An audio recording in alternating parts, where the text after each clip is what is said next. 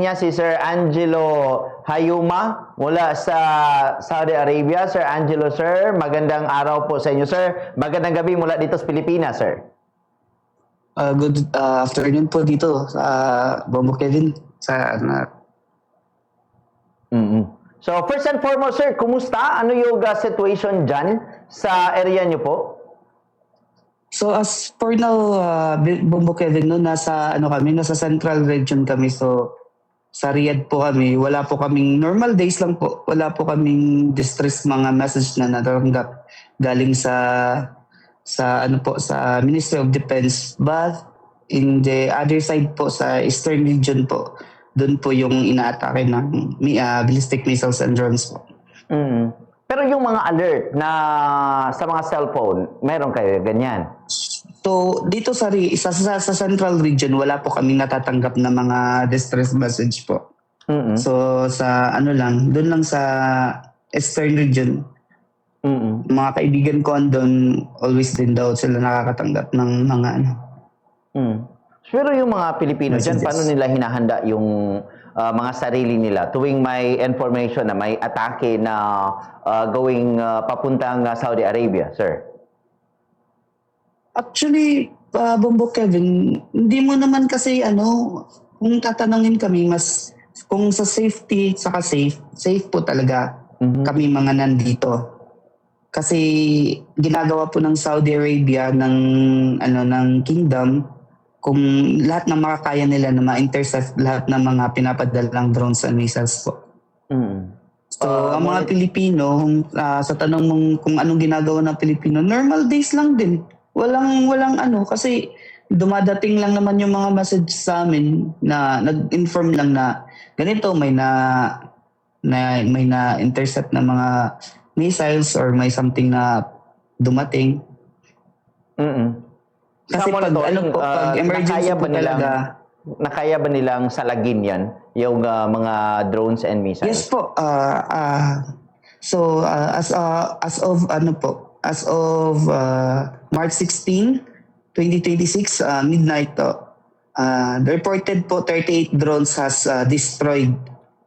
Then later on din po, in-update nila to 61 drones has been intercepted during that midnight. So this means hindi nagkuan, hindi. So sa Eastern region lang to be clarified lang, Bombo Kevin, sa Eastern region lang din po ito. So Eastern region is composed with the three biggest province, which is Damam, Daharan, and Jubail. So ang central and west regions wala din po. Wala, normal days lang talaga. Bakit daw doon mostly yung inaatake? Ay, mas malapit po kasi siya sa mas malapit siya sa Iran.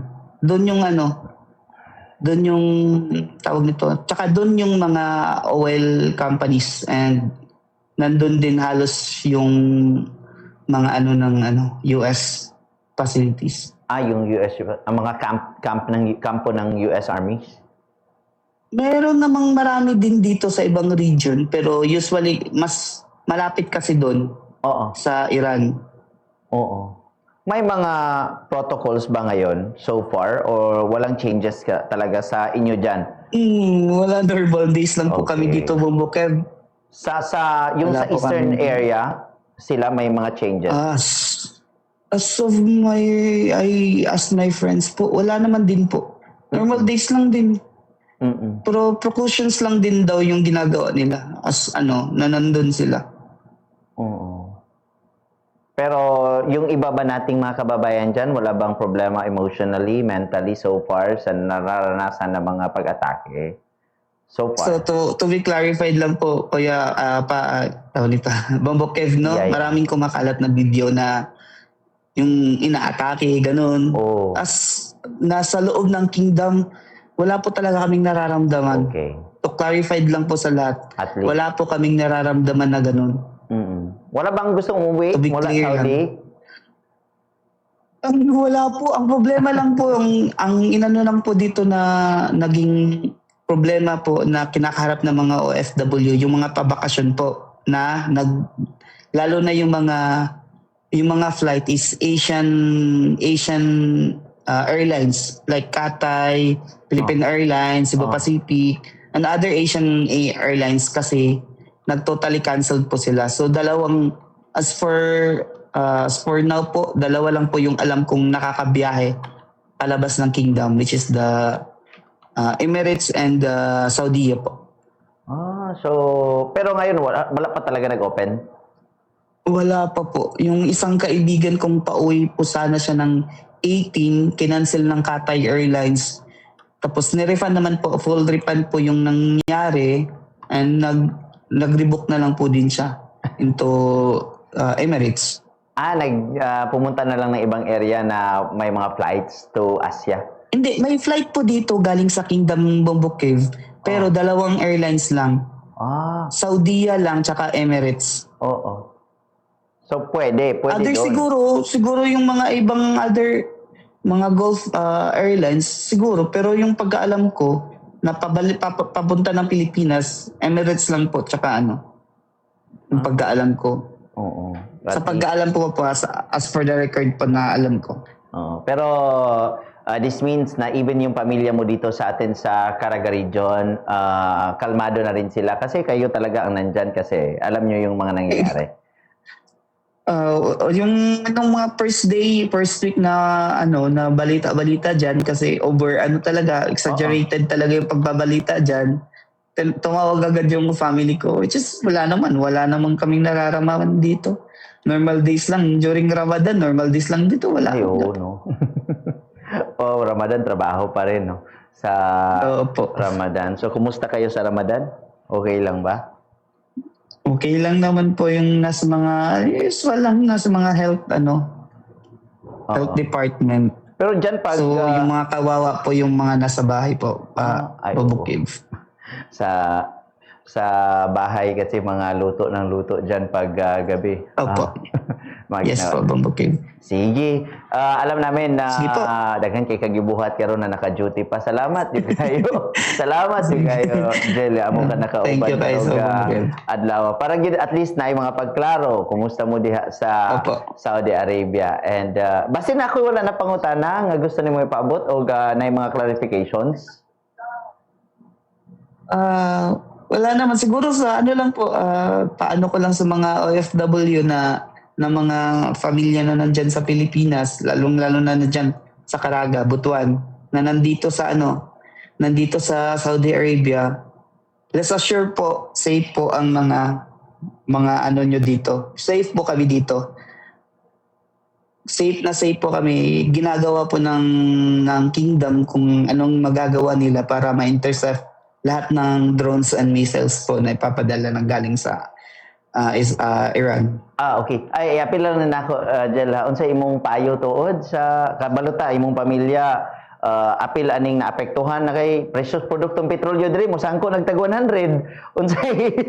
Unsay ko mga advice ani ron nimo? Unsa na imong mga maistorya? Nga murag mumahal atong mapaliliton diri as Pilipinas ani. Kay di kalusot ang oil gikan diha sa inyo sa Saudi, di makaabot diri sa ato. Ulat-ulat lang siguro for the record po may naririnig kaming balita dito na ililipat nila yung kuhaan ng oil galing Jeddah ay papunta sa Jeddah para makalusot po dinadadaan doon na malapit sa Iran. But siguro i-consider din natin na ng government na mag-angkat sa ibang lugar or sa ibang bansa like the other side of the Philippines like Malaysia. So para makalist po tayo ng makatulong sa mga kapwa Pilipino. And ano pa bang sa mga pamilya naman siguro na nasa stay at home na lang siguro kayo. Huwag muna siguro maggala. Tipid pag may time. Tipid pag may time. Yung mama ko nga din, Kuya Kev, kahapon, nag-commute na lang daw dahil sa taas ng gasolina. Hindi naaabot yung 500 balikan sa amin. Uy, as in? Grabe na ka. Yes po. Okay Ginoo ko kahasol. Nya musaka naman presyo sa plitihan na pod. Sugod ugma ana. Batio na pod ni natong tanan ani. Murag ko na siguro dyan, no? Kadang sa tawagan na kanang kung mo anhig butuan, palito na tanan para dili na magbalik-balik. Murag inihana na lang siguro kuya Bambo Kev. Oo. Murag isahang kuan na lang bagsakan. Isa na lang, no? Kahit kung adlaw-adlaw na murag lisod na. Gastuhan kag dako ana. Salamat kay kayo Angelo sa time o gahatag yun og pagklaro manggod para nga tin-aw manggod ni tanan mas lahi manggod og kamo moy naadira kabalo mo og unsa ang situation. Og salamat po sa information nga ang Kingdom of Saudi Arabia nga nangita nagpamaagi aron makapalusot gihapon sa ilahang mga oil og para makatabang no kay global economy apektado gid aning sitwasyon nato karon. Og bisan ay kamo mga OFWs ka tan-aw ani atong nasod nga apektado kaayo. Angelo Hayuma sir, daghan kayong salamat sa time og mayong gabi, mayong adlaw sa imo ha.